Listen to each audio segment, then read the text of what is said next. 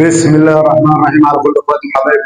في بدايه الفيديو اعمل اشتراك للقناه واعمل اللايك وفعل الجرس. صلي على النبي في الكومنتات وادعي لاخواتنا.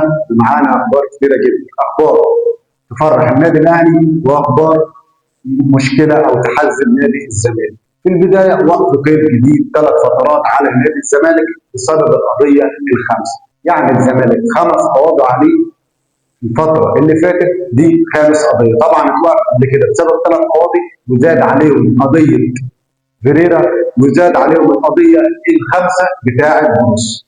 ايه السبب او ايه اللي حصل بسبب القضية دي؟ طبعا الزمالك طلع قبل كده ببيان ان احنا عملنا تسوية مع جروس في المستحقات المالية بتاعته ومفيش وقت قضايا، والمدرب مش هيقدم اي مشكله للفيفا. بس طبعا الفيفا بعت انذار لنادي الزمالك بوقف القيد ل3 فترات بسبب القضيه الخامسه.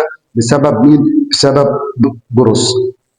طبعا ايقاف قيد جديد للزمالك بسبب مستحقات السويسري جروس مدرب الفريق السابق، والمبلغ 600,000 دولار، وحالة دفع سيتم النادي من رفع القيد. بمعنى ان في حالة دفع الزمالك 600,000 دولار للمدرب سيتم رفع القيد على نادي الزمالك.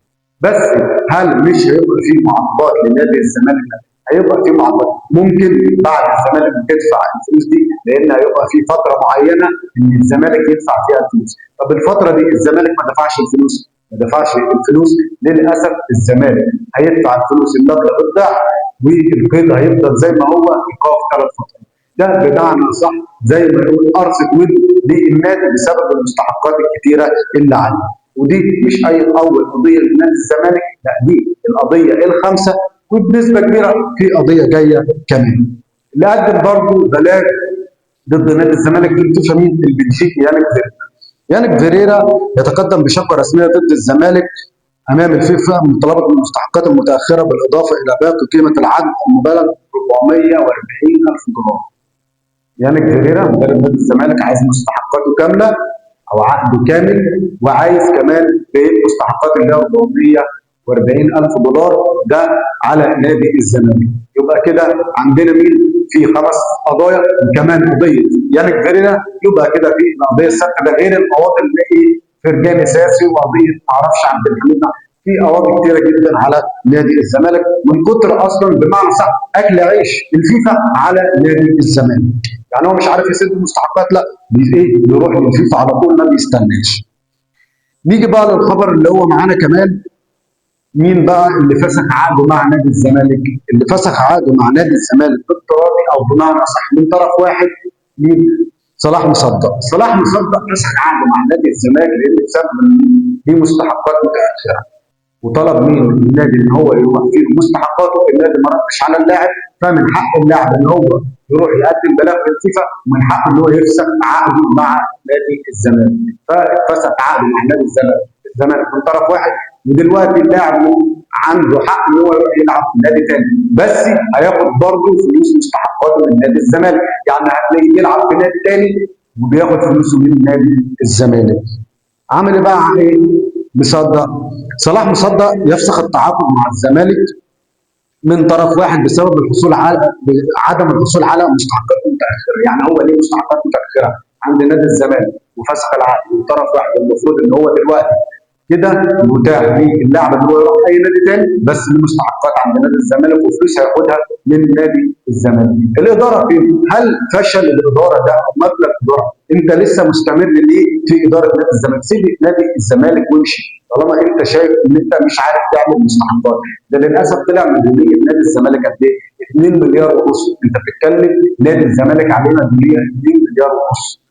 يعني انت مش عارف توفي مستحقات اللعيبه، مش عارف توفي مستحقات المدربين، كل شويه قضيه في الفيفا. يعني دلوقتي انت بمعنى اصح في البدايه انت كنت بتعمل سوبر هاتريك، دلوقتي بقى 4 قواضي 5، يعني ما فيش. يعني انت وصلت الليفل الوحش، وصلت ان انت كل شويه قضيه في الفيفا. دلوقتي خلاص عملت مشكله معاك، خلاص هي بدات ان اي مدرب او اي لاعب يروح من الزمالك احنا مستنيينه شهر 2 3 العقد بتاعه جاهز، اللي هيقدم فيه المشكله بيكتب بس ان انا ليا فلوس كذا. هو كده كده الاستماره بتاعت نادي الزمالك بتاعت الشكوى جاهزه، تبقى موجوده كده عنده، هو يحط المبلغ بس انا ليه عند الزمالك كذا.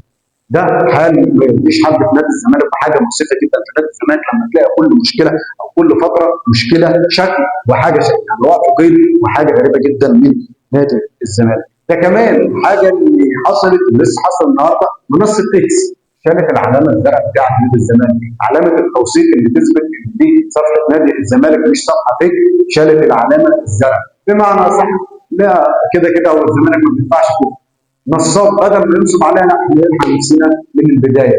يعني العلامه الزرقاء بتبقى علامه ثابته للمشاهير عامة، زي حسابات النادي الاهلي، حسابات ريال مدريد، حسابات النادي، حسابات الاشخاص اللي هم المشاهير زي الانديه الكبرى او زي مثلا اللعيبه المشهوره او الفنانين الكلام ده.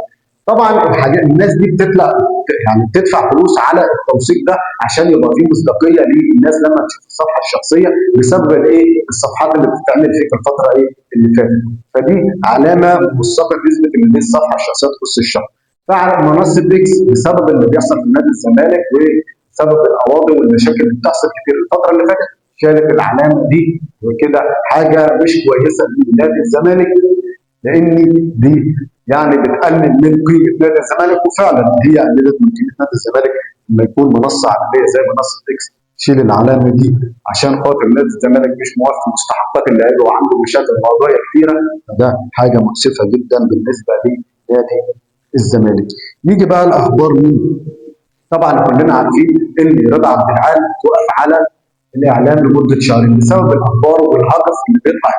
يعني طلع في الماتش بعد ماتش الاهلي شلوله القبائل، طلع قال لك امام عاشور خلاص، امام عاشور هياخد الضغطه وزيزو هيتركن على النصر. طلع في مباراه زيسكو يونايتد والزمالك قال لك بزيرة عمل كل حاجه، افضل لاعب في الماتش بزيرة، ايه اللي قدمه يعني بزيرة او الفينا بزيرة ده في الماتش. يعني انت شايف الاسيست اللي عمله زيزو في الماتش لتريزيجيه، عمل اسيست تريزيجيه جاب منه هدف، والاداء اللي عمله زيزو في الماتش بزيرة عمل احسن منه، ايه اللي قدمه بزيرة في الماتش؟ يقول لك اصل بيعدي واحد واثنين وبيتقطع، هو ده. انت بتقيم اللعيبه بناء على كابتن رضا بسبب الهجس اللي انت بتعمله والمشاكل اللي انت بتعملها. الناس دي بتجيبك عشان تضحك عليك مش عشان تستفاد منك، لان انت ما بتقولش معلومه مفيده، انت كل المعلومه اللي بتقولها وكل الاخبار اللي بتقولها كلها غلط. انت عشان لاعب عدى من واحد والتاني وعمل كل بالنسبه لك بقى افضل حاجه. مشكله جمهور الزمالك ان هو بيرفع اللاعب من اول ضغط. انت لحد دلوقتي بزيرة ما عملش اي حاجه. لو قارنت ارقام احمد السيد زيزو ارقام بزيرة هتلاقي ان ارقام احمد السيد زيزو اعلى من ارقام بزيرة بكتير. يعني احمد السيد زيزو لعب حوالي 16 ماتش عمل فيهم حوالي 10 مساهمات، بزيرة لعب نفس يعتبر نفس الماتشات بتاعت احمد السيد زيزو، عمل حوالي 3 مساهمات و4 مساهمات. والمفروض ان انا بقيم اللاعب على حسب المساهمات اللي بيعملها في الماتش. ده ما بيعملش اي حاجه. ما انت نادي الزمالك لحد دلوقتي ما استفدتش من بزيرة ده باي حاجه، ولاعب على لاعب وبيعدي. ايه انا هستفاد من اللاعب على لاعب؟ انا عايز لاعب يعمل لي اسيستات، يعمل لي مراوغات، عايز لاعب يعمل لي يجيب لي اهداف، مش لاعب يعدي لي على لاعب يقف في الارض ويقول لي اصلا بيضغطوا عليه عشان هو بيعدي من واحد واثنين. الكابتن رضا عبد العال كلنا عارفين ان هو اتوقف لمده شهرين على الاعلام، مش هيطلع في اي اعلام لمده شهرين بسبب الاحداث اللي بيعملها. طبعا ده دافع اعلام من افريقيا، هو بيقول كلام كتير ومشاكل بينه وبين حسام حسن وحاجات كتيره جدا الفتره اللي فاتت. نيجي بقى لاخبار النادي الاهلي. اخبار النادي الاهلي، النادي الاهلي بيعمل اكاديميه جديده في السعوديه. ده حاجه ممتازه جدا، مشروع جديد جدا للنادي الاهلي. يعني النادي الاهلي بدا اللي هو فيه هيبقى فيه اكاديميه في النادي الاهلي في السعوديه الفتره اللي جايه. انا عندك شركه الاهلي لكره القدم تعلن عن انطلاق فرع جديد اكاديميه بالمملكه العربيه السعوديه. خلاص النادي الاهلي قرر او في اكاديميه هتبقى في السعوديه هتدخل لك حوالي 600,000 او 600 مليون حاجه زي كده. مبالغ دي هتدخل لخزينه النادي الاهلي بسبب ايه؟ بسبب الفروع اللي بيعملها والمشروعات الممتازه اللي بيعملها النادي. مش اول اكاديميه النادي الاهلي يعملها، مش اول مشروع النادي الاهلي يعمله، 4 فروع هنا في مصر غير طبعا الاكاديميات بره. النادي الاهلي عنده اكاديميه في كندا، عنده اكاديميه في مدريد، عنده اكاديميه في برشلونه، في كل المناطق هتلاقي النادي الاهلي عنده اكاديميه. حتى الخبر اللي طلع قال لك اكاديميه النادي الاهلي في كندا ترسل اولى موهبتها للقلعه الحمراء، حيث يستعد الظهير الايسر عمر عطيه لخوض اختبار في الفريق 2005 في الشهر ديسمبر المقبل. بمعنى اصح ان في لاعب اسمه عمر عطيه. عمر ده هيلعب مع الناشئين 2005. لاعب كويس بيلعب زي الايسر، لاعب كويس هيبدا يصعد. ده اللي بيستفاد منه الاهلي في الانشاءات اللي بيعملها في الاكاديميات اذا كان في مصر او خارج مصر. ده حاجه ممتازه جدا، بالذات الاكاديميه اللي بتتعمل في السعوديه هتزود من موارد النادي الاهلي ومن انشاءات النادي الاهلي. نيجي لخبر اشرف داري. بالنسبه لاشرف داري، النادي الاهلي بيبحث عن عرض اشرف داري بمقابل حوالي 800,000 دولار. يعني اشرف داري جاي بمبلغ اعلى من كده بكتير، بس النادي الاهلي بيفكر بمعنى صح ايه، يعني مكسب قريب ولا خساره بعيده عن الكلام ده كله. اني اشرف داري او خساره قريبه ولا مكسب بعيد. اشرف داري وجود في النادي الاهلي لحد دلوقتي ما بيعملش اي اضافه بسبب كثره الاصابات اللي عنده. النادي الاهلي بيدور على صفقه او بيدور على عقد لاشرف داري ان هو يطلع في يناير، اذا كان اعاره او اذا كان البيع النهائي بحوالي 800,000. الاهلي يحدد 800,000 دولار لرحيل اشرف داري في يناير المقبل. بسبب طبعا كثره الاصابات بيشوف له عرض، اذا كان فرنسا بقى بلجيكا ايا كان اي دوله هيروح فيها اشرف داري هيحط فيه 800,000 دولار وهيرحل على النادي الاهلي، وفي نفس الوقت هيفضي لي مكان لاعب اجنبي او مكان حد اجنبي ان انا استفاد فيه الايه الصفقات الاجنبيه اللي انا بجيبها.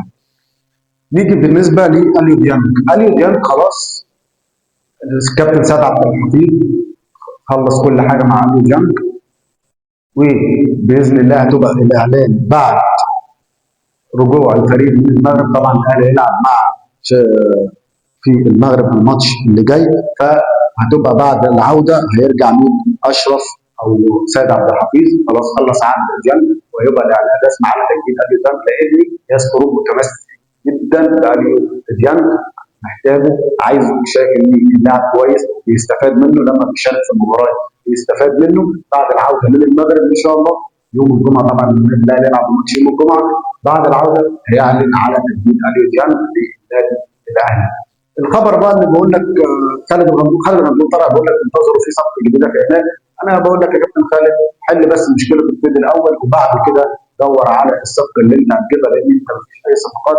انت عندك 5 قواضي غير وقف 3 فترات بسبب الغص، وكمان يانك جريرة قدم شكوى للفيفا، وعندك عبد الحميد صلاح مصدق ده برضه نفس الكلام. فاخبار كتير جدا، سمونا في اخبار كتير، اخبار جديده وفيديو جديد. اهم حاجه اعمل اشتراك للقناه واعمل اللايك وفعل الجرس عشان يوصل لك كل